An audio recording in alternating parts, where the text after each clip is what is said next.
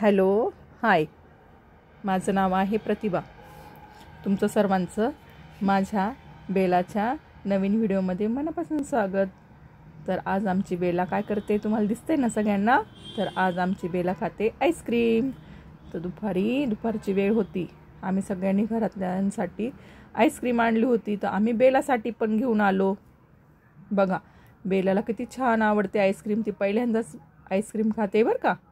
जर तुम्हाला व्हिडिओ आवडला असेल तर व्हिडिओला लाईक, शेअर आणि सबस्क्राईब करायला विसरू नका.